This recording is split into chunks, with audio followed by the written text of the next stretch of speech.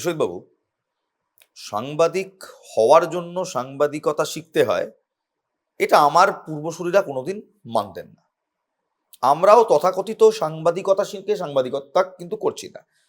আমরা মাস কমিউনিকেশন পড়েছি, পড়ে সাংবাদিকতা করছি। আমাদের অনেক বন্ধু বান্ধব আছে যারা মাস কমিউনিকেশন পড়ে কেউ সিনেমায় আছেন, কেউ অ্যাডভার্টাইজিংয়ে আছেন, কেউ পিআর সেক্টরে আছে, কেউ আবার একদম এই সেক্টরের বাইরে অন্য কিছু করছেন, সরকারি সার্ভিসেস করছেন, সিভিল সার্ভিসেস করছেন। আমার প্রশ্নটা একটু অন্যত্র। আমরা যখন পড়তাম তখন হিস্ট্রি অফ সাংবাদিকতা শুরু হতো হিকিস গ্যাজেট দিয়ে, আর একটা মডেল খুব দেখানো হতো আমাদের, সেন্ডার রিসিভার, মাঝখানে নয়েজ, আর ফেরত আসা ফিডব্যাক, লাসওয়েলস মডেল। একেবারে সেই মডেল তো এই মুহূর্তে এই দুনিয়ায় ভেঙে চুরে গেছে। কারণ এখন ফিডব্যাক ইনস্ট্যান্ট। টেলিভিশনে একটা টেলিভিশন সাংবাদিকতা কিংবা নিউজ পেপার সাংবাদিকতাতে ফিডব্যাক লেটার্স টু দি এডিটরে সীমাবদ্ধ ছিল, কিন্তু সোশ্যাল মিডিয়ার জামানায় ফিডব্যাক এখন একটা কমেন্ট কিংবা একটা শেয়ার কিংবা একটা রিপোস্টের মাধ্যমে চলে আসে। এই নতুন জামানাকে মাস কমিউনিকেশনের সিলেবাস কিংবা মডিউলে ইন্টিগ্রেট করা হয়েছে? অবশ্যই ইন্টিগ্রেট করা হয়েছে। তার কারণ যেটা বলছিলেন আপনি, মিডিয়ার ধরনগুলো বদলে গেছে। আগে মিডিয়া বলতে আমরা যা বুঝতাম আর এখন মিডিয়া বলতে যেটা বুঝি সেটা আলাদা। আপনার মনে থাকবে আগে আমরা বলতাম প্রেস, এখন আমরা বলি মিডিয়া। এই নমেনক্লেচারটা বদলে যাওয়া মানে তার গণ্ডিটা বদলে গেছে। এবং খুব তাৎপর্যপূর্ণভাবে আপনি বারবার বলছিলেন সোশ্যাল মিডিয়া। এই সোশ্যাল মিডিয়া মানে সিটিজেন জার্নালিজম। যারা ওই মিডিয়ায় রয়েছে তারা প্রত্যেকে একজন করে সাংবাদিক, অর্থাৎ যিনি রিসিভার, যিনি ইনফরমেশন নিচ্ছেন, তিনিই আবার সেন্ডার, তিনি ইনফরমেশন দিচ্ছেন এবং আমরা তার কাছ থেকে ইনফরমেশন পাচ্ছি থ্রু দ্য সোশ্যাল মিডিয়া।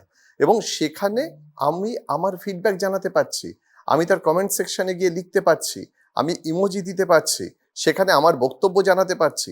অর্থাৎ আমাকে অপেক্ষা করতে হচ্ছে না লিটাস টু দ্য এডিটারে আমি কবে ওটা বেরোবে, ঠিক হলো কিনা, অর্থাৎ আদৌ প্রকাশিত হবে কিনা। এই যে ইনস্ট্যান্ট ফিডব্যাক, এই ইনস্ট্যান্ট ফিডব্যাক আসার ফলে সাংবাদিকতার সামনে কিন্তু একটা চ্যালেঞ্জ এসে গেছে।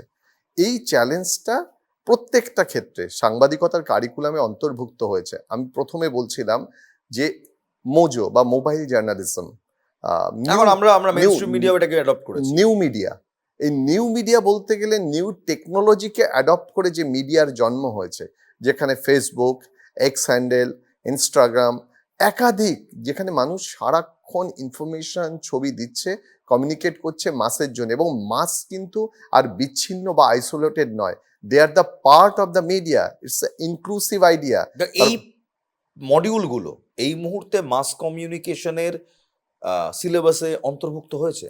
অবশ্যই আছে অন্তর্ভুক্ত, কারণ এই মুহূর্তে এই লাসওয়েলস মডেল বলছিলেন, বার্লোস মডেল, এসএমসিআর মডেল, একাধিক মডেল রয়েছে, সেগুলো অন্তর্ভুক্ত। কেন এটা শিখতে হবে?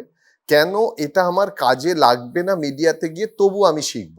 তার কারণ হচ্ছে আমরা যদি ফান্ডামেন্টাল বা মৌলিকটা না জানতে পারি, তাহলে কিভাবে এই পদ্ধতিগুলো হচ্ছে, কতটা বদলে গেল, এই নরমেটিভ অ্যাপ্রোচ থেকে আমার সরে আসা, বিচ্যুতি, এবং এখন কোথায় দাঁড়িয়ে আছি সেটা আমরা জানতে পারবো না। অর্থাৎ আসল কি, অরিজিনাল কি, সিস্টেমটা কি, সেটা জানতে হবে, তারপরে এখনকার সঙ্গে কম্পেয়ার করতে হবে। এআই কতটা প্রাধান্য পাচ্ছে আপনাদের মডিউলে? এআই, তথ্য, ইনফরমেশন, এগুলো এআই কিন্তু কারিকুলামের পার্ট হিসাবে এসছে, যে সাংবাদিকতায় এআই এর ব্যবহার। এবং একটু আগে যে কথা হচ্ছিল, এআই কি আমাদের তাহলে সাংবাদিক থাকবে না আগামী দিনে? আগামী দিনে শুধু এআই সাংবাদিকতা করবে? কিছুদিন আগে দেখেছিলেন যে অ্যাঙ্কার আপনার মতো, যে তারা এআই অ্যাঙ্কারিং করছে। খুব ভয় পেয়ে গিয়েছিলাম আমরা, বললাম চাকরিটা গেল বোধহয় এবার। এখানেই হচ্ছে রহস্য, এআই কখনো অ্যাঙ্কার হতে পারে না, কারণ আপনি টকব্যাকে যে ইনফরমেশন পাবেন না, যা সেটা তো এআই আপনাকে দেবে না। যে এআই যে অ্যাঙ্কার হয়েছে সে তো দেবে না। অ্যাঙ্কার যখন হবে তখন তার উপস্থিত বুদ্ধি, তার উইট, তার নলেজ, তার পড়াশুনো, আদার দ্যান জার্নালিজম, এবং তার বিশ্বকে চেনার যে পরিধি, সারা চারিদিকটা, দুনিয়াটা তাকে হাতের মুঠোয় রাখতে হবে। সেই কারণে এআই একটা সেগমেন্টের জন্য কিছু ইনফরমেশনকে কালেক্ট করে ডিসেমিনেট করতে পারে। একটা টুল, আপনি যেটা বলছেন একদম। এই টুলটা কি পড়ানো হচ্ছে এখন সাংবাদিকতায়?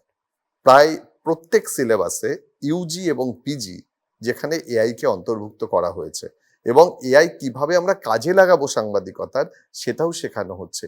এআই কিন্তু শুধু সিলেবাসে থাকলে হবে না, এআইটাকে আমরা কিভাবে পরিচালনা করব, এটা স্কিলের উপর ডিপেন্ড করছে। সেই স্কিলটা যদি না থাকে, প্রথম কথা ইংরেজি ভাষার দক্ষতা, এবং দ্বিতীয় কথা সেই স্কিলটা এআই কে পরিচালনার জন্য, এই দুটো সিলেবাসে অন্তর্ভুক্ত হয়েছে। এটা না থাকলে এআই পড়ে কোনো লাভ নেই। বেশ, খুব সুন্দরভাবে বোঝালেন যে কিভাবে এআই এখন প্রায় সমস্ত কোর্স মডিউলেও এবং সাংবাদিকতার কোর্স মডিউলে কিংবা মাস কমিউনিকেশনেও অন্তর্ভুক্ত হয়েছে। আগামী দিনে নিশ্চয়ই আমাদের দর্শক এবং যারা তরুণ প্রজন্ম সাংবাদিকতায় ইচ্ছুক কিংবা ইচ্ছা প্রকাশ করছেন, তাদের অসংখ্য অসংখ্য সাধুবাদ আপনি পাবেন। ধন্যবাদ।